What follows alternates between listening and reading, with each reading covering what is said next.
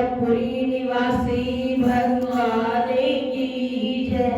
बोलो परम पूजनीय श्री संत ब्रह्मानंद महाराज की जय।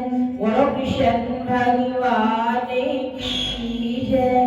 बोलो कार्तिक भगवान की जय। बंदो चरण सरोज गुरु मधुमंगल आधार। जैसे मत नारी होते हैं भवसागर से पार। श्री गुरु जी के सिमरन मात्र से नाशत विघ्न ताते सर्व आरंभ ध्यावत है सब संत। ध्यान मूलम गुरु मूर्ति पूजा मूलम गुरु पदम। मंत्र मूलम गुरु वाक्यम मोक्ष मूलम गुरु कृपा। ब्रह्म परिणाम गुरु पुनि प्रणाम सब संत। करते मंगलाचरणी नाशत विघ्न अनंत। स्वामी करते मंगलाचरणी नाशत भरम अनंत। बोलो जयकारा बोलो मेरे श्री गुरु महाराज की जय। बोलो ब्रह्मपुरी निवासी भगवान की जय। बोलो परम पूजनीय श्री संत ब्रह्मानंद महाराज की जय। श्री कृष्ण गोविंद हरे मुरारी। हे नाथ नारायण वासुदेवा। श्री कृष्ण गोविंद हरे मुरारी। हे नाथ नारायण वासुदेवा। हे नाथ नारायण वासुदेवा। हे नाथ नारायण वासुदेवा।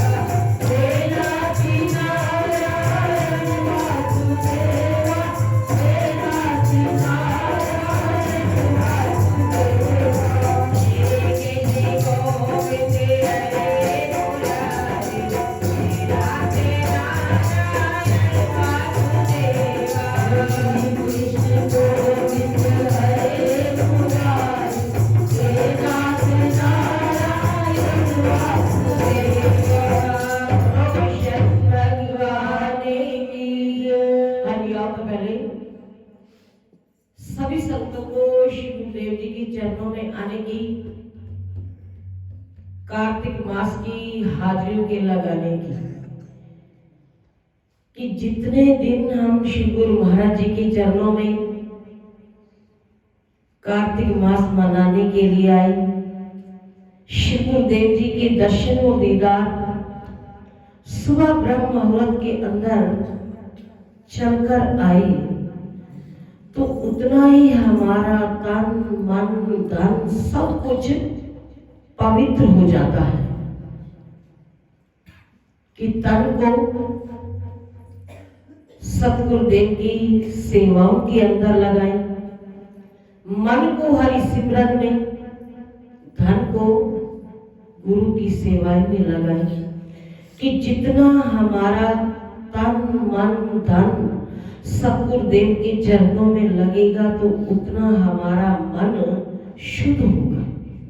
कि इस मन को शुद्ध बनाने के लिए गुरुदेव का सत्संग बड़ा जरूरी है। जिसने सत के साथ संग कर लिया तो समझो उसने गुरुदेव को रिझा लिया, सतगुरुदेव को मना लिया। कि सतगुरुदेव के चरणों में सब कुछ मिलता है। कि गुरु चरणों से हमें नूर मिलता है, हर दमे दिल को सरूर मिलता है। जो झुकता है गुरुदेव के चरणों में आके उसे कुछ ना कुछ जरूर मिलता है। कि हम गुरु महाराज जी की कितनी महिमा गाएं, कितने उनके चरण पूजे, उतने कम है। तो इतना सुंदर ब्रह्मपुरी तीर्थस्थल, सचखंड का सुंदर नजारा हम देख रहे हैं आंखों से, और जितना समय जो घड़ियां हमारे शिव गुरु महाराज जी के चरणों में उनकी यादों के अंदर बशर होगी, तो उतना ही हमारा मन पवित्र होगा। तो आओ इस कार्तिक मास का 34वां अध्याय सूत जी बोले कि हे ऋषियों, कि यदि किसी में उद्यापन की सामर्थ्य ना हो तो कुछ ब्राह्मणों को भोजन करा दे। ब्राह्मण ना मिले तो गो या पीपल अथवा वट वृक्ष का पूजन करे, क्योंकि पीपल विष्णु का, वट विष्णु का तथा वट शिव जी का रूप है। तो इसी प्रकार पलाश ब्रह्मा का रूप माना जाता है। तो यह सुनकर ऋषियों ने पूछा कि हे सूत जी, ब्रह्मा, विष्णु तथा महेश वृक्ष भाव को किस प्रकार प्राप्त हुए, तो यह बताने की कृपा करें।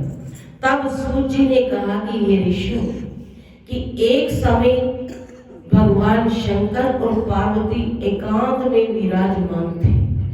कि एक समय की बात बता रही है कि एक समय भगवान शंकर और पार्वती विराजमान थे, कि उस समय देवताओं द्वारा भेजे गए अग्नि देव द्वारा उनके एकांत वास में विघ्न उपस्थित हुआ। तो इस पर पार्वती जी ने क्रोधित होकर देवताओं को श्राप दिया कि तुम वृक्ष रूप हो जाओ। तब विष्णु गया में जाकर पीपल, शिव काशी में अक्षय वट तथा ब्रह्मा जी पलाश रूप हो गए। बस तभी से पीपल तथा वट वृक्ष का पूजन होता है। तब ऋषियों ने पूछा कि शनिवार को पीपल का पूजन होता है मगर रविवार को नहीं होता, तो इसका क्या कारण है? तो अब कारण पूछ रहे हैं, तो सूत जी बताएंगे। कि सूत जी कहने लगे कि हे ऋषियों, समुद्र मंथन के समय जब 14 रत्नों में से कुस्तुभ मणि तथा लक्ष्मी जी को प्राप्त करने के बाद विष्णु भगवान लक्ष्मी जी से विवाह करने लगे, तब लक्ष्मी जी ने भगवान से प्रार्थना की कि मेरी एक बड़ी बहन दरिद्रा अविवाहिता है, पहले उसका विवाह होना चाहिए। तो यह सुनकर विष्णु जी ने लक्ष्मी जी की बहन ज्येष्ठा उदालक ऋषि को सौंप दी। यद्यपि ज्येष्ठा का रंग काला, नेत्र लाल तथा बाल बिखरे होने के कारण कुरूपा थी, तथापि भगवान की आज्ञा मानकर उदालक ऋषि दरिद्रा को अपने आश्रम में ले आए। आश्रम में आकर दरिद्रा ने देखा कि वहां वेद पाठ तथा हवन हो रहा है। तो यह सब कुछ देखकर कि उसने मुनि से कहा कि मैं ऐसे स्थान में रहने की बजाय उस स्थान में रह सकती हूँ कि जहाँ चोरी, जारी तथा ब्राह्मणों का अपमान होता हो। उसकी यह बात सुनकर उदालक ऋषि अत्यंत दुखी हुए और उसे वहीं छोड़ यह कहकर चले गए कि मैं तुम्हारे लिए कोई उपयुक्त स्थान देखकर आता हूँ कि जो आपके योग्य हो। ऋषि के जाने के बाद कुछ देर तक दरिद्रा ने उसकी प्रतीक्षा की। इसके बाद वह रोने और चिल्लाने लगी। तब लक्ष्मी जी ने भगवान से कहा कि हे भगवान, ऋषि द्वारा त्याग दिए जाने के कारण बहन दरिद्रा अत्यंत दुखी हो रही है, अतएव आप जाकर पहले उसे शांत कीजिए। तब विष्णु भगवान लक्ष्मी जी सहित वहां आकर कहने लगे कि तुम पीपल में निवास करो, पीपल हमारा ही अंश है। जो कोई कार्तिक शुक्ल पूर्णिमा को पीपल ज्येष्ठा का पूजन करेगा वह तुम्हें प्राप्त होगा और उसके यहाँ लक्ष्मी का वास होगा। जो शनिवार को सूत लपेट तुम्हारा पूजन करेगा तो उसके समस्त मनोरथ सिद्ध होंगे, परंतु रविवार को जो तुम्हारा स्पर्श भी करेगा तो वह दरिद्री हो जाएगा। तो इतना कहकर भगवान लक्ष्मी जी सहित अंतर ध्यान हो गए। सूत जी कहते हैं कि जो इस कथा को कहता अथवा सुनता है उसे प्रयागराज तथा बद्रिका आश्रम तीर्थ जैसा पुण्य फल प्राप्त होता है। कि इस कार्तिक मास की कथा कि जो भी हम अध्याय पढ़ते हैं, सुनते हैं कि सबका अलग अलग महत्व होता है। कि अब हम सुन रहे हैं ना कि जो इस कथा को कहता अथवा सुनता है उसे प्रयागराज तथा बद्रिका आश्रम तीर्थ जैसा पुण्य फल प्राप्त होता है। कि जिस तीर्थ पर जाओ, प्रयागराज में जाओ, काशी जाओ, मथुरा जाओ, जहां भी जाओ, तो सबका अलग अलग महत्व है, किताब है।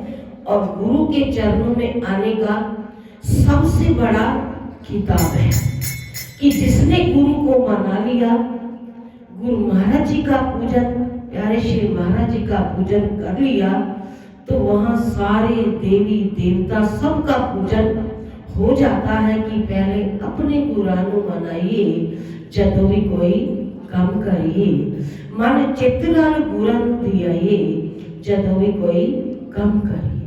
कि जो हर कर्म को करने से पहले सतगुरुदेव को रिझा लेता है, मना लेता है, तो उसके सारे ही कारज रास हो जाते हैं। बोलो श्री गुरु महाराज की जय।